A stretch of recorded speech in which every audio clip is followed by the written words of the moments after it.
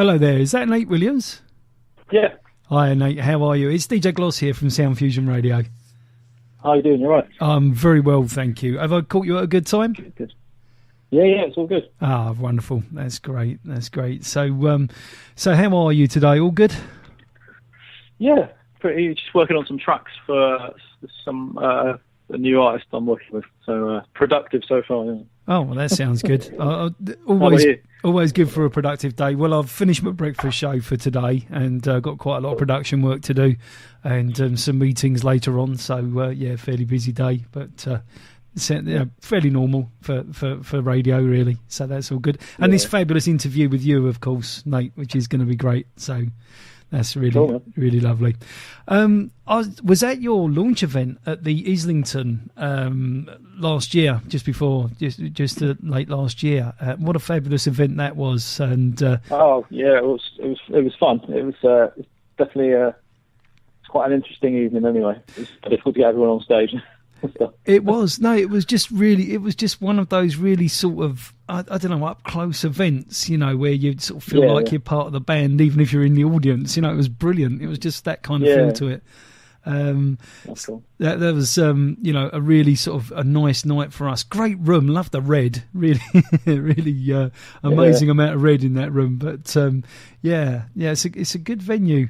I mean quite a packed stage. I mean, you know, it was quite full on for you. I mean, it must have taken quite some organising and so on. It did, yeah. It was quite a long time to put the band together. I was trying to make sure the band was right, and then I think they've redone the stage there. So it used to be really small, and I had a bit of a worry that I'd kind of dreamt it that they'd redone it, but they actually extended the stage. Yeah. So it was cool. Yeah, but then it was quite easy to sort of. I just record a lot of the arrangements at home, just send them out to everyone, and everyone just does their homework and hopefully gets it right on the night. You know, I think we had one rehearsal for that. Really? Wow! Because you know, it just came together so beautifully. It was like you guys just played together all day, every day. You know, that's what it felt like to the audience. I mean, it was fabulous. Really, really great evening. Oh, that's good. That's very good. No, thoroughly enjoyed it. I mean, we were down there with the Sound Fusion Radio crew.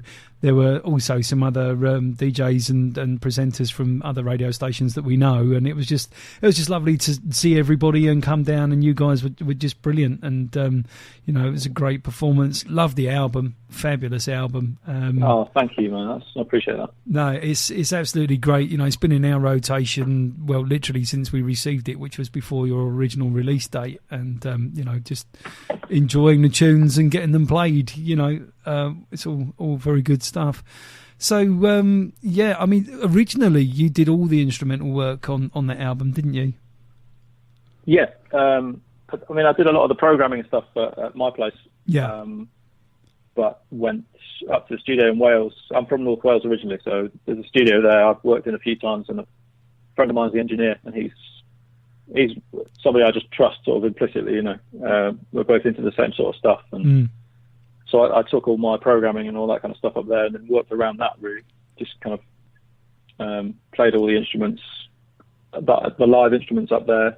Did all the vocals up there. We recorded a couple of bits in London, like we did sort of Vula, I'm sure you know quite well. We recorded her in London, recorded Amy True, who's the other feature. She recorded it at her place. Like I think at the launch, you were there at the launch, I mentioned, I've never met Amy, you know. Yes, that's right. Yeah, I remember. Kind of a weird way of doing it, but it's cool, man. I'm really happy with what she did. No, it's fabulous. You know, it's a great production, and we were very pleased to come along to the launch, but be able to get behind the album and promote it with you and for you. And of course, we'll be doing that a little bit more after this feature, because what we'll do is we'll feature your album across a week with this interview coming out on Friday of that week. So you get like a whole week on the breakfast show, as it were, with a couple of tracks at least a day. So that works really well. Amazing. Yeah, so really looking forward to that. Can I ask you some questions going back in time? Is that okay? Sure, man. Okay. Well, I mean, it all started with you in North Wales, didn't it? You were born in Bangor, in North Wales. I mean, that's right. Tell us a little bit more about sort of growing up, about how you found music, or perhaps how music found you. You know, how did it all kind of come about? Tell us the story. So I was born in Bangor. My dad, well, my mum and dad really kind of played musical instruments, and the rest of the family, you know, I've got an uncle who's a trumpet player. Most of my family were part of a brass band up there when I was a kid, so I inevitably sort of joined that. And then, I was just listening to music at home when I was a kid. You know, there was just loads of music on, like loads of LPs and CDs when they sort of came out. Just all the stuff that I'm kind of, I suppose what you brought up on just dictates what you kind of end up being sort of into, I suppose, in a way. So just loads of Stevie Wonder albums, loads of Michael Jackson, Quincy Jones, George Benson, all that sort of stuff. So I was just brought up on that. Wonderful. And, then just sort of found myself gravitating to playing different instruments. You know, I had piano lessons as a kid from about 5. Played drums in a brass band and stuff, and played some horn stuff. And it's hard to explain really, because I just did it. I mean, when you're a kid, you don't really think about it too much. It was just something I did, and then started realizing that not everybody plays loads of instruments. I was just very lucky to have stuff to try out. Yeah, well, it's a wonderful opportunity, isn't it? And an opportunity that not all kids get, so to speak, especially from the age of 5. So, no, that's fabulous. That's really good. And so you sort of, I mean, you continued with sort of the multi-instrumentalism, you know, through your career, because you play all sorts of things still, don't you? I mean, even on stage, I noticed you sort of switched between guitar and keyboard a little bit. You know, you sort of moved around a bit, which is great. Yeah, it's something I sort of do. I probably like to do a bit more of. So I've gigged my stuff on a few different instruments now. I've done it on bass and obviously the vocals. And I did a solo gig. I supported Frank McComb at the Jazz Cafe not long ago. Yes. Played. It was just piano and vocals. So that was a new one for me actually, and I really enjoyed it. I think that's kind of like the first instrument I really kind of learned. So I think it feels quite comfortable to do that, you know. So whenever I'm at home, I'll just play piano and sing. So it's kind of felt like quite a natural thing to do. Yeah. And then Frank came out and he did his thing, and it was just like, pretty ridiculous.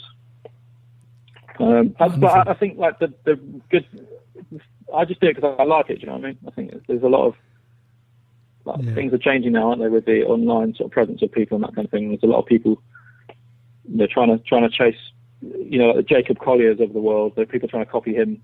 Yeah. And just want to get that kind of internet sensation thing, you know. But I think as long as people do it for the right reasons. Yeah. I mean, you know, you've done a lot of you know, sort of collaborating. I mean, you've had a very busy 2014, and probably 2015 is going to be even more so now.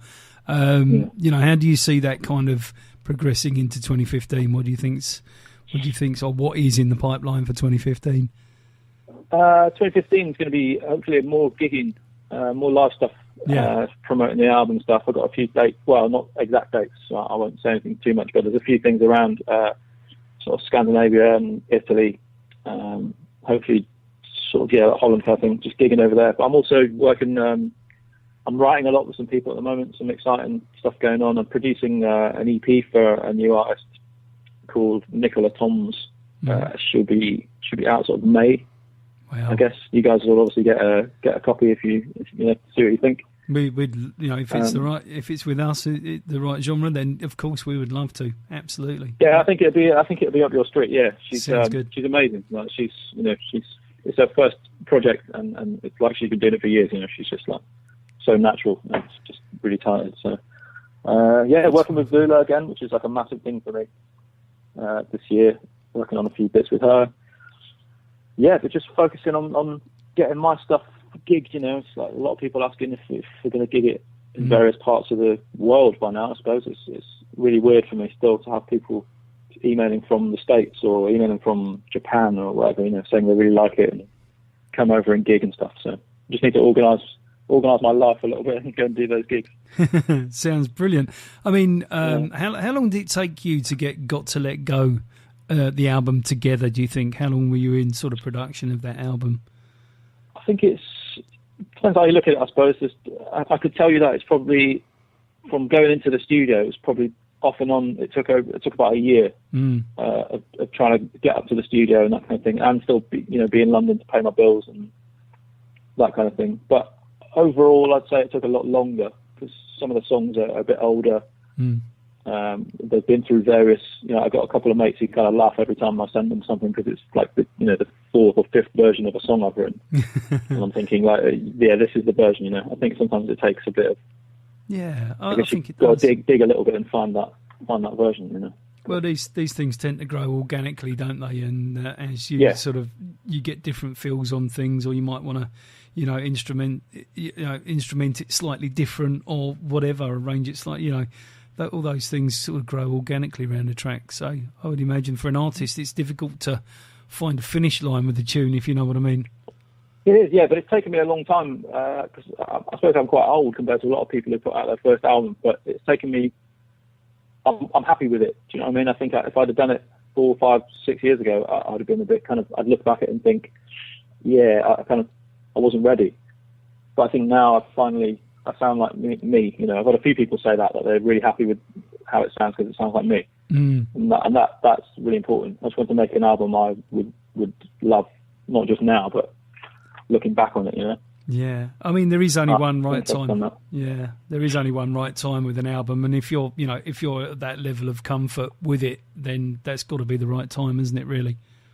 Yeah. It's the first time I've ever kind of worked on a project and been really totally happy to just hand it to people and not say, not put disclaimers in when I'm handing it to people. Like, oh, excuse the BBs on track 4 or that kind of stuff. Yeah. I'm 100% happy with it. So. Well, 100% is as good as it gets, and that's fabulous. So, yeah, that's great. So, I mean, obviously gigging the album is something that you're keen to do, and you're working on other projects. Have you got any sort of projects of your own that you kind of got in the pipeline, or is that all a bit top secret at the moment? Yeah, there's nothing kind of massive to say at the moment. Even before I finished that album, I'd already got quite a lot of another album's worth of stuff ready. Wow. And obviously, I recorded more tracks than are actually on the album, so there are a few things that I might just put out online, just little freebies and whatever. But picking it and trying to get this album out there is like priority, really. Yeah. For now, for the first half of the year at least. Yeah. Well, I mean, you've been sort of supporting artists at places like the Jazz Cafe and so on. It'd been be great to see you guys down there. See you down there headlining that with your band. That would be absolutely brilliant. that'd be a cool thing for me. Yeah, definitely. And I think it's definitely doable. I think this year I need to build up. I suppose although like I said, I feel a bit older than a lot of artists who are just starting out. I still need to build up that kind of following, that kind of thing, which is obviously takes time, but the online response to everything has been amazing. So if people are as supportive in real life as they are on the internet, which I know is a difficult one to know if they really are. But yeah, I mean, it's been amazing. So hopefully I can do my own gig at somewhere like the Jazz Cafe. That'd be amazing. Well, we find that from support on the internet, that those that regularly embrace the social media and that kind of thing are the kind of people that turn up at gigs, if you know what I mean.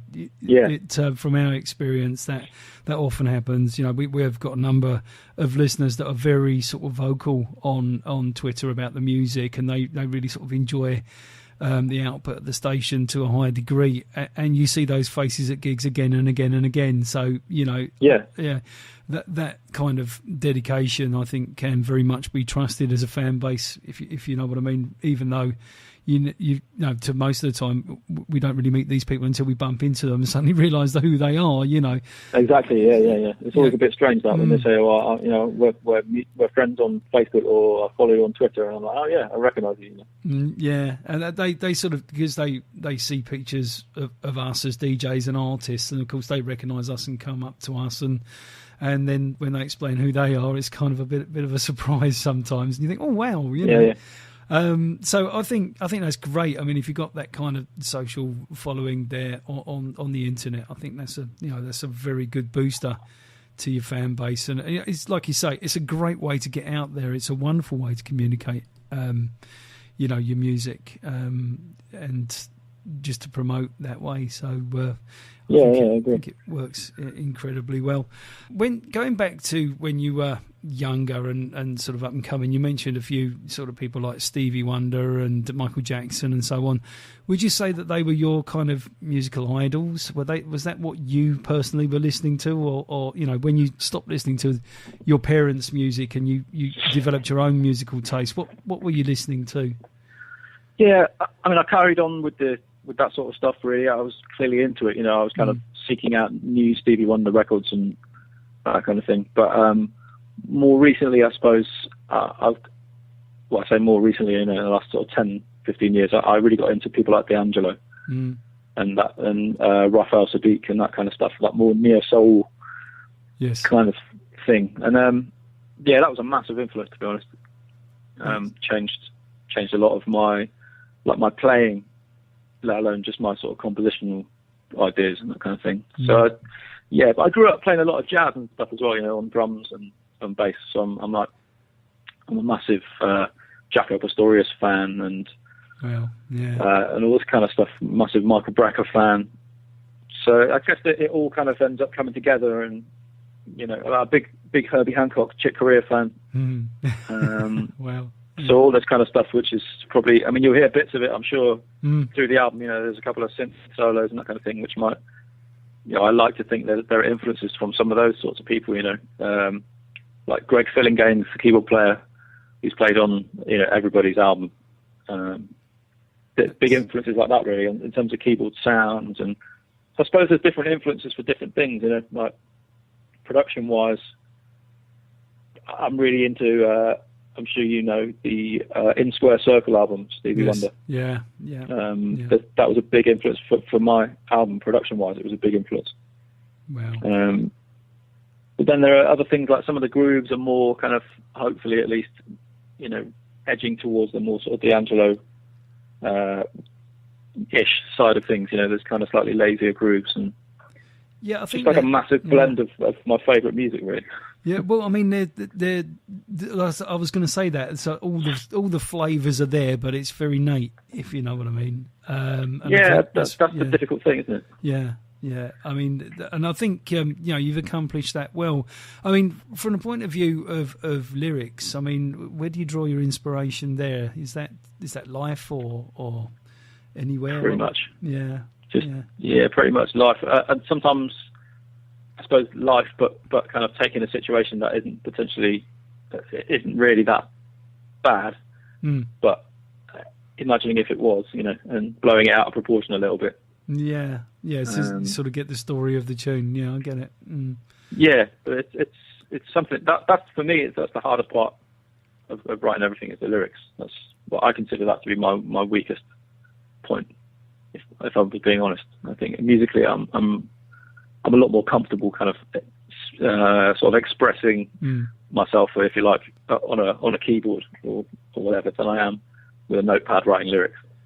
Yeah, I mean, but, I think you do exceptionally well. You know, not many people can be, you know, instrumental and also be able to write, you know, fabulous lyrics too. You know, quite often you'll get somebody writing lyrics for somebody who plays, or somebody writing music for around some lyrics that somebody's written. So to bring all that together yourself is a great feat, and I think you know, that's to your credit, really. Thank you, I appreciate that. No, that's absolutely right. So, I mean, who in life inspires you? It doesn't have to be musical, but is there a person or a figure of inspiration for you in life?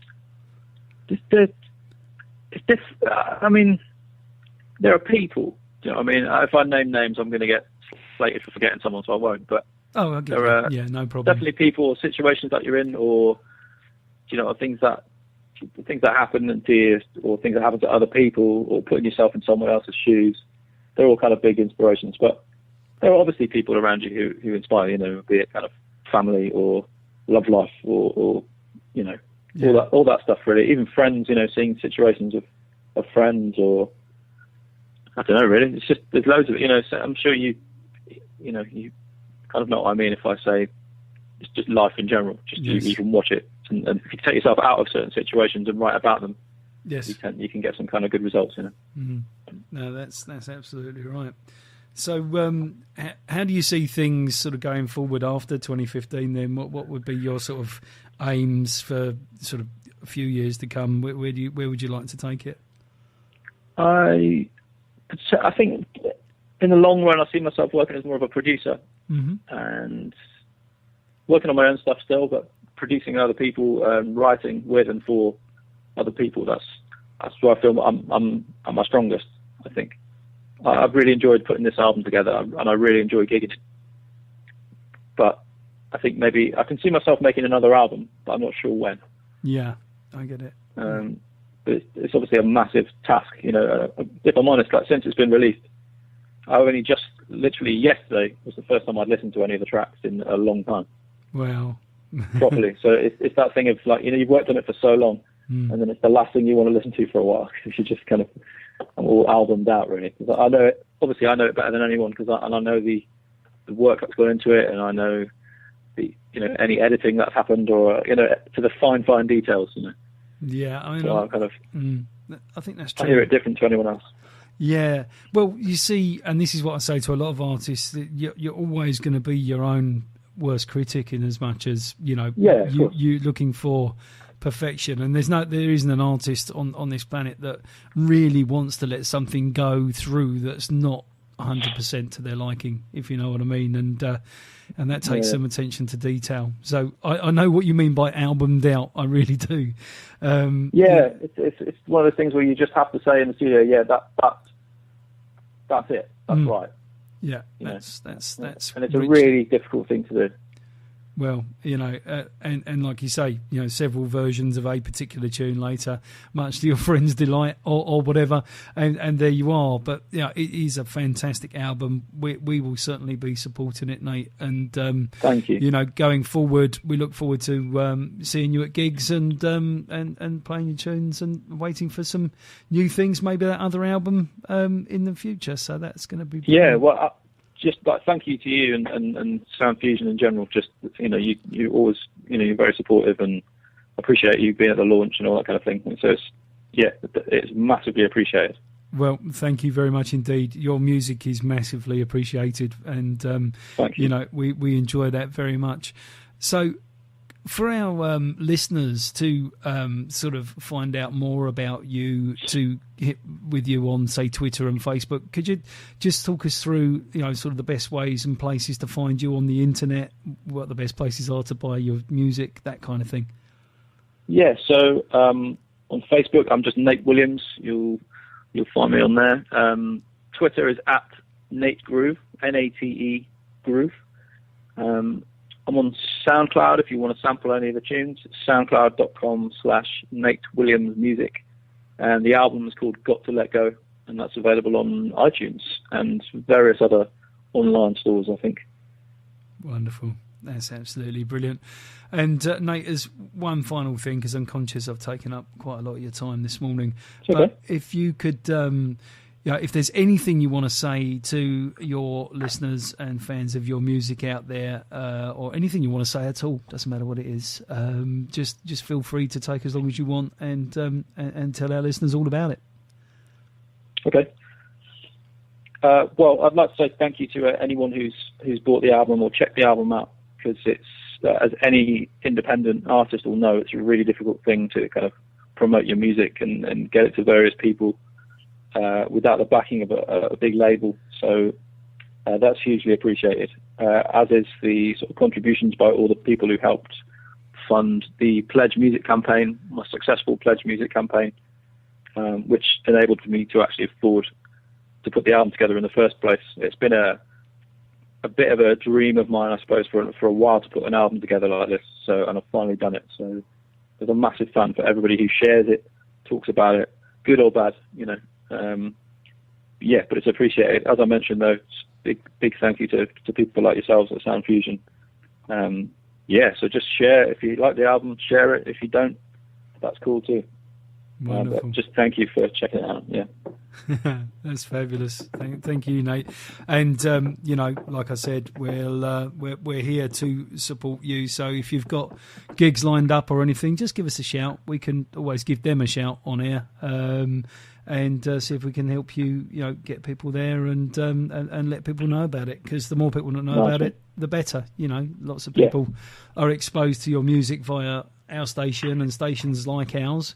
And, you know, if we can spread the word for you guys, you know, it all works. It's a bit sort of cap in hand, and it's all a bit sort of, you scratch our backs and we'll scratch yours, I guess, in a way. But nothing wrong with that, though, man. No, because it gets it out there. And the important thing for us is the music. You know, you independent artists are producing a great amount of hugely talented music that doesn't get heard enough. You know, it's unfortunate that the mainstream music doesn't seem to have that same quality and talent, but you guys don't get heard as much, and it's our sort of aim in life to get you heard more, if you know what I mean, and get you out there so that people can come and enjoy real music, you know, organic music that's produced for them live on stage by talented musicians. That's for us, you know, what it's all about. It's all about the love of the music, if you know what I mean. Yeah, of course, yeah. It's much appreciated by people like myself, though, I can tell you that much. No, that's absolutely brilliant. Well, thank you very much for your time today, Nate. It's been an absolute pleasure talking to you. We're really looking forward to your feature. That'll be coming up soon, and we'll obviously let you know when that's going to happen.